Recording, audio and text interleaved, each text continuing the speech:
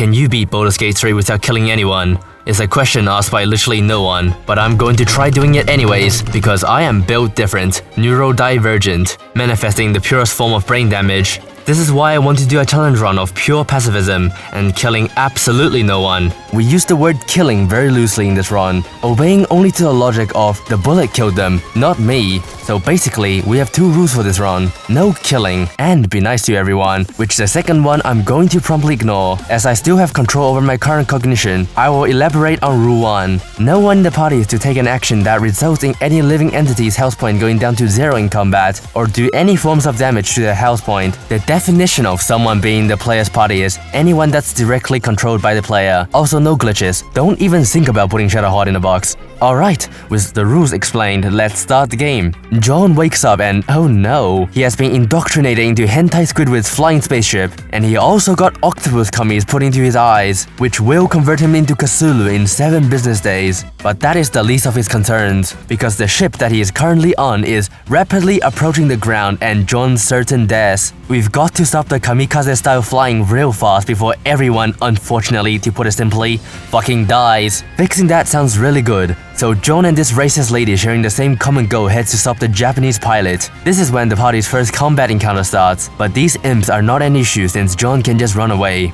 On the way to the bridge, John heard someone crying for help, so as the good-hearted man he is, John decided to help her out. John releases Gauntlet edgelord Shadow the Hedgehog from her cage, and together, they arrive at the bridge. Seeing the ship is about to crash, 𝕡𝕒𝕚𝕚 ran full force towards the control, since that's the only two things that guests are good at, running fast and lowering my property value.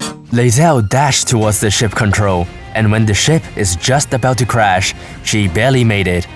Just kidding, there were 13 rounds left. The ship travels through the astral plane. Finally, John is out of hell, but it seems our efforts are in vain as the ship loses control and starts rapidly losing height. It's like 5'11" now. What are you staring at? If me roasting you didn't count as vicious mockery, thus breaking my pacifist rules, I would… What the fuck? With John's incredible post-cognition skills, John was able to identify they're all fucked.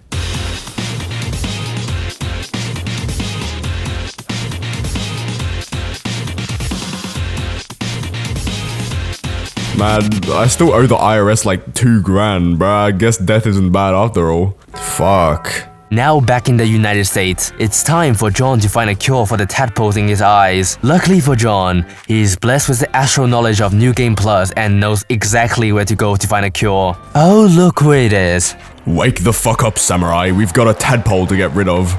What? Now Shadowheart has joined our crusade. We aim for Astarion. Astarion? Astarion.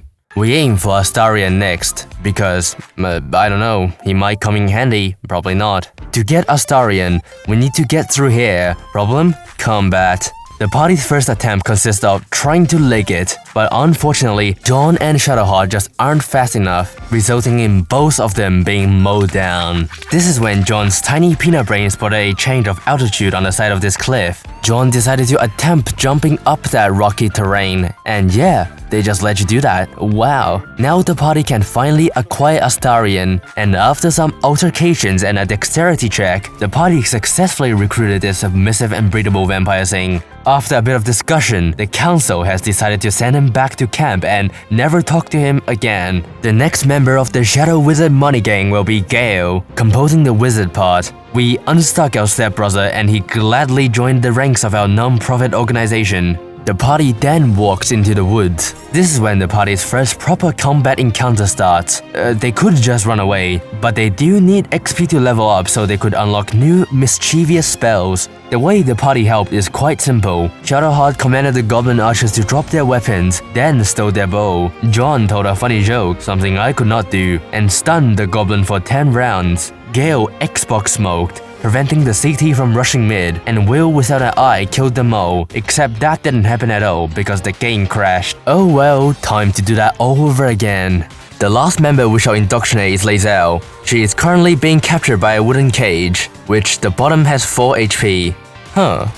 Anyways, John managed to talk 𝕡𝕚𝕚𝕚 out of the cage by convincing the tieflings that the IRS is coming for them if they don't pay their goods tax on this one. Now our team is formed. I shall introduce you to our new combined autistic power, Shadowheart, heals and buffs things. Gale, crowd and single target control. John, gaslight gatekeep girl boss. Lae'zel, carries boxes. This shall be our team moving forward, and with the power of friendship, there is nothing we cannot conquer. The next thing you know, the party heads down a forest pass, spotting a village, and heads to investigate. However, they were ambushed by a pack of goblins, but it was all fine as John wrote a… What? Okay, just enough to persuade them that he isn't a threat.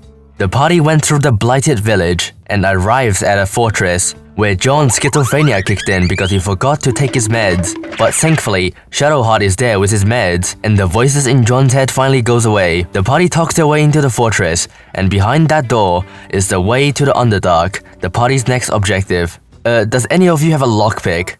No, seriously? 4 of you, and 0 of you have a lockpick. Oh my god.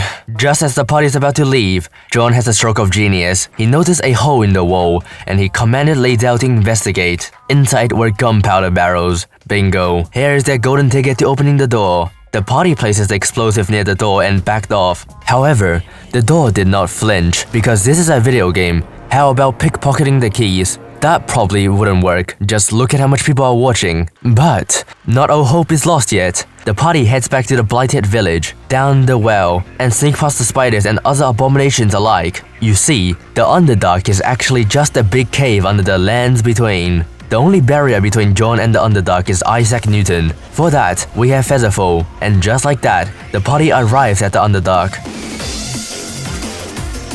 From there, our last obstacle is trying to steal this boat from these little grey men. John convinced them to not attack the party, but they won't let John steal their boat. John first attempted to cause hideous laughter on the guy, but it plunged them directly into combat. Then Gale tried hypnotizing him, but he was so insistent on the boat that he just broke free of hypnotization. However, what did work was blinding him with a puff of cloud, and so the party beats on, boats against the non-existing current. Bro, why is that DM so autistic? Welcome to Grimforge. I will not explain this place because before I finish, they will already be leaving this area. Welcome to the Shadow Realm. This will be our final destination. The first battle in this area will be triggered automatically if you get too close to these hoppers. But if you just slightly detour and go get some milk, you can avoid this combat section. And the AI will also glitch out, thinking that you saved them from the shadows. You are a bad person, aren't you? Oh, no. I know you have let tadpole in your eyes. Anyone who has tadpoles gets mind-controlled by the Absolute. The Absolute is the main villain of the story, who has established a code through the power of mind-controlling tadpoles, and also is a giant brain god or something like that. I'm just built differently. You know they gave me special education when I was a kid because I'm cool like that. Due to John's poor convincing skills, Jaheira is on the verge of cutting his head off. But luckily for him, Marcus comes to the rescue. That's right, John is so bad at debating, he accidentally made the spy in the camp think they are allies. Marcus also reveals to us that he's planning on kidnapping the Moon Maiden's favorite girl boss, who, if gets kidnapped, to simply put it, we all fucking die. So John immediately stitched on Marcus to tell Jaheira to get ready, and started his attempt at stopping the kidnapping. Under normal circumstances, there is no way John could win this fight, but with some clever thinking, he might just be able to pull it off. Marcus is level 6, and the party is level 3, meaning that Marcus could probably one-tap every single member of the party, and he also summons 6 winged horrors, which cannot be controlled with most spells, and also can kill us rather quickly. It seems that this battle could not be won, even with the foresight of the future. The enemies can just overpower the party so easily. This is when John rolled a perception check and notices that Isabel's room is composed by only 3 doors, and the glimmers of hope arise. Lae'zel is tasked with finding as many crates as she physically can. Shadowheart uses command on Marcus to disarm him. This doesn't aggro him because it does not constitute as an attack. However, Shadowheart is then sent to jail because she stole his weapon right in front of him. But they forgot to take her boxes away, and Shadowheart escaped with map geometry. Lae'zel has returned with all of the boxes, and the party started barricading the room. When all the preparation is done, we finally commence the encounter. First, the party completely broke Marcus's AI by making him stand on some boxes, and then taking the boxes away. Now he has forgotten how to move. Isabel tries to run away, but she is stuck in this room and forced to fight Marcus. The other winged horrors are also denied access to the room from the boxes. Unfortunately, one very slippery winged horror slid into our DMs, but John quickly adjusted the barricade to make sure that won't happen again. The winged horror that slipped in would also be a non-issue, because John casted hideous laughter on him, and now he can't do anything. The winged horrors outside also didn't get a surprise attack on the Harpist too, because we snitched, and now they're being picked off one by one. Marcus is locked in a tiny room with 5 people, unable to move or do anything other than unarmed strike. Isabel was able to lower his health to almost nothing in a few rounds.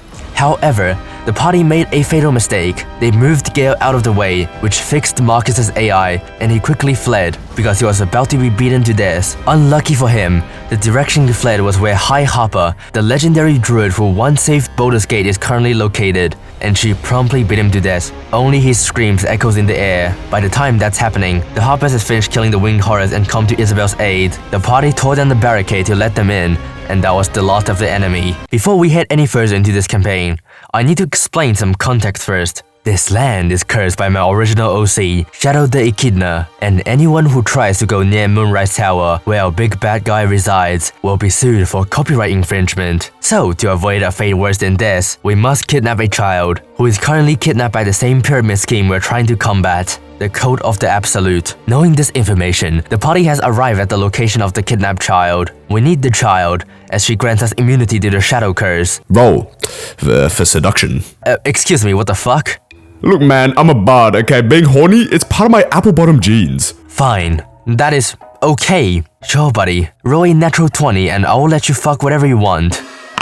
I'm going to kill myself. John acquired the child and got the blessing he needs to negate the Shadow Curse. We shall never speak of this again. But if you want more detail, check out my OnlyFans. Alright.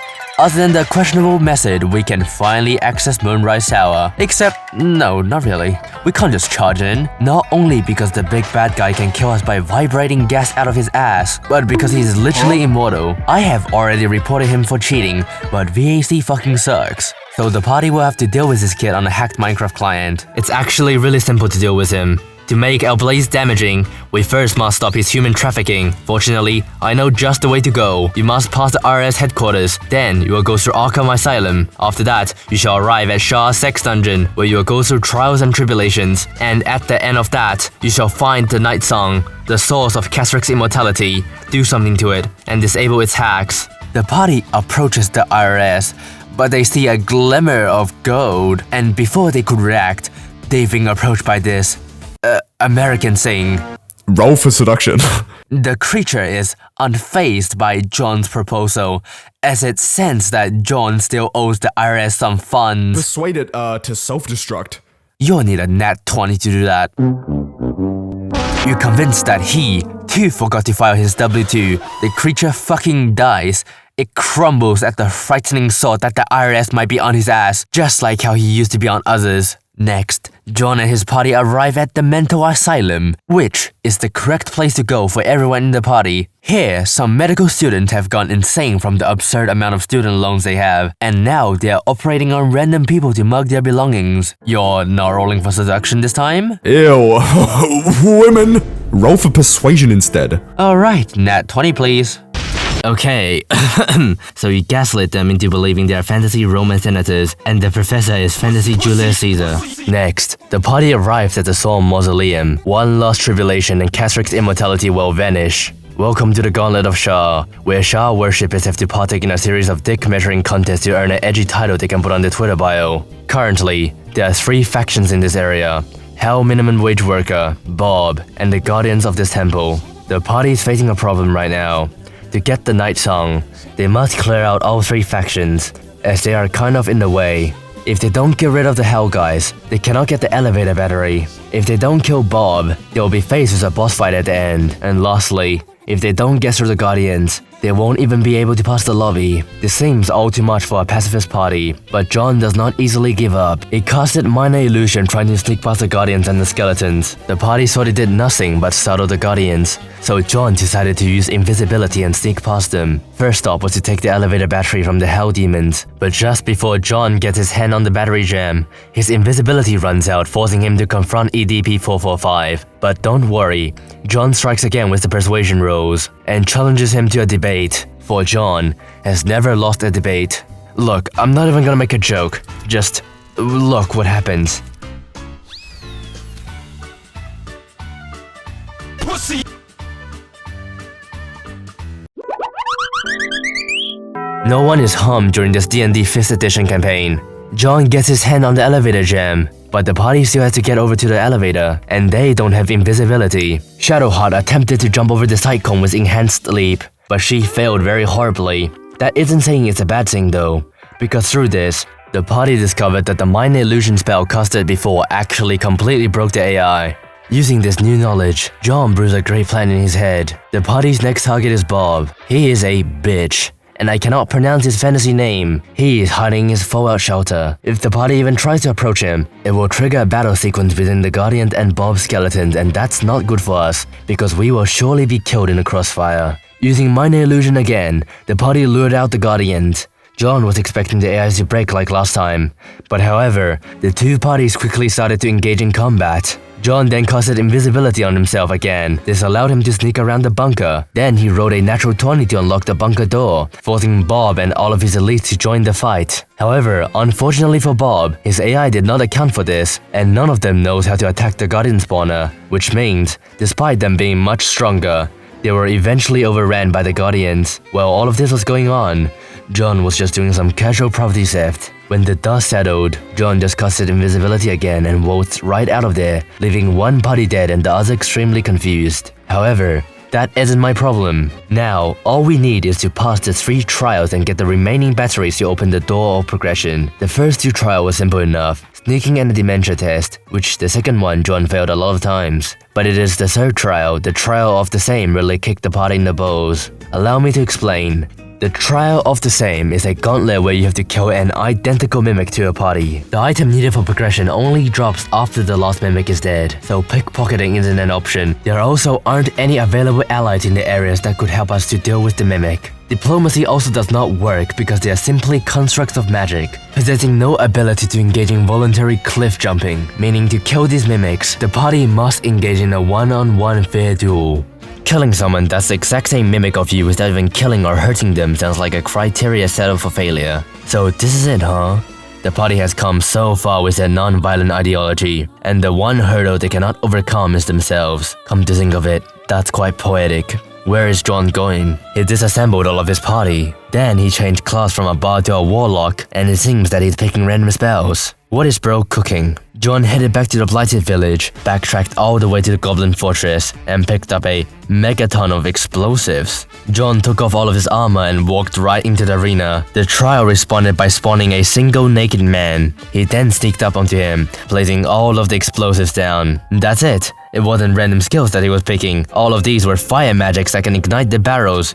Because the mimic is a warlock with no weapons, his AI will try to keep distance, which makes him run towards the corner. John then proceeds to move all of the barrels to corner him.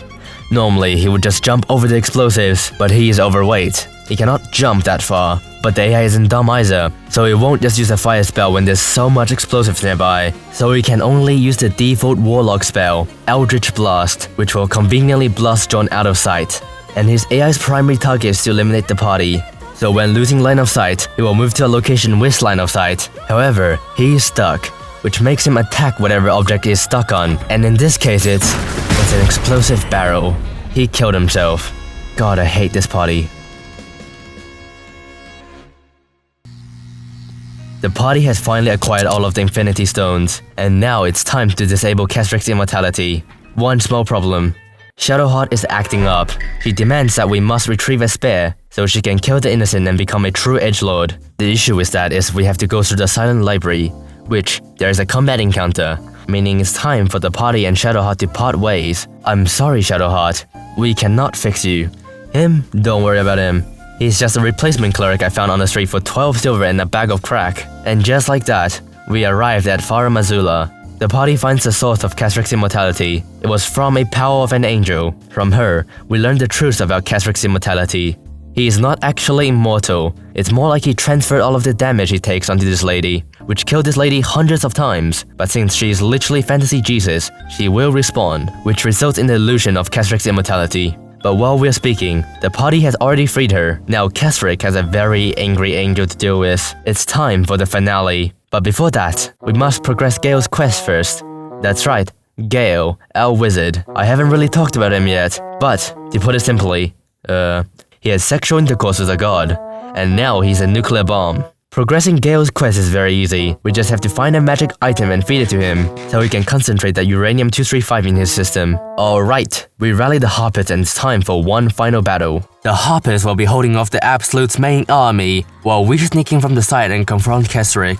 As the Harpists charge in, the party too successfully infiltrated Moonrise Tower. The first challenge is sneaking past these guards. These guards are the new Gen Z kids who are poisoned by Subway Surfers and Family Guy funny moments playing at the same time. The consequences of that being that they have attention span shorter than a goldfish. By that I mean, if you cast Mind Illusion, as soon as the funny cat video ends, they will immediately go back to their post. Sneaking also proves to be quite hard as they can just turn their head around at any times. But John always has a way. He lures them into a separate room this time and shuts the door closed while receiving remote crate transaction from Lizelle and blocks their door with crates. Now the whole party can roam this floor freely through the iron gates.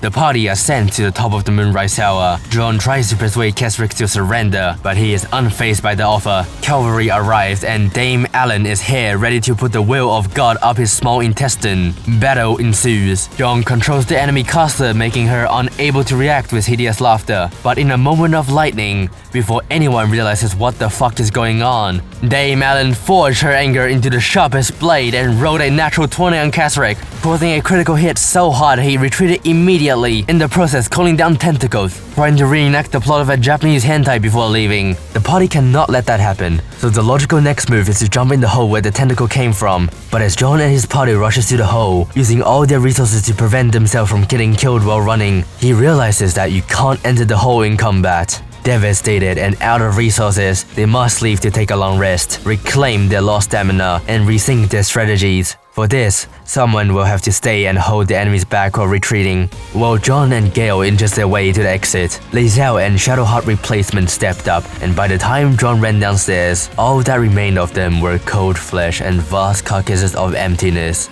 It is no time to mourn the losses, as John is once again dragged into combat. The Harpists downstairs are being obliterated by the Absolute's army, but we cannot aid them, as the current objective of the party is to retreat to safety. The party must get there before the Harpists all die. The party inches to safety bit by bit, while the Harpists try their best to buy them time. Andrew, Jack, Jahira, Walter, White. Familiar names that I don't actually remember fall one by one. By the time the Harpist has become past tense, Gale and John has made a leap of faith, back to safety at last. The party has frankly to say, lost everything, but no matter. Things will end here. They took a long rest and once again headed into Moonrise Tower. This time, they both casted invisibility before heading upstairs, enabling them to jump in the hole. This is when a miracle, definitely not a programming error, occurred. Despite being dead, they still appeared in the cutscene, and their souls followed the party and jumped down the hole as well. Using 2 scrolls of resurrection, which comes default with every character, the Shadow Wizard Money Gang assembled for one last time. The party realizes this is a Mind Flayer colony, and soon they descend to the bottom, witnessing the truth behind the saga. The Absolute is an Elder Brain, a creature so unfathomably powerful, controlled by 3 incels with a BDSM shock collar. With all the villains in one room, it was an easy decision for them to make. And for our face of pacifism, the 4 faces gather around here for one final fireworks show. After all, Oppenheimer didn't get charged for manslaughter. Gale, say the line. Legalize nuclear bombs.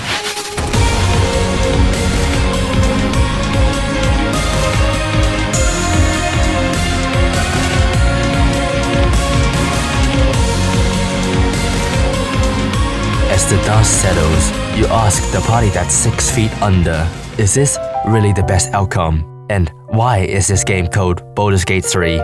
Could they hit the like button and smash subscribe for a part 2? Good game, Dungeon Master. One thing, that dice was rigged. You fucking what? It's called save and load, man. Also, you're the worst DM ever.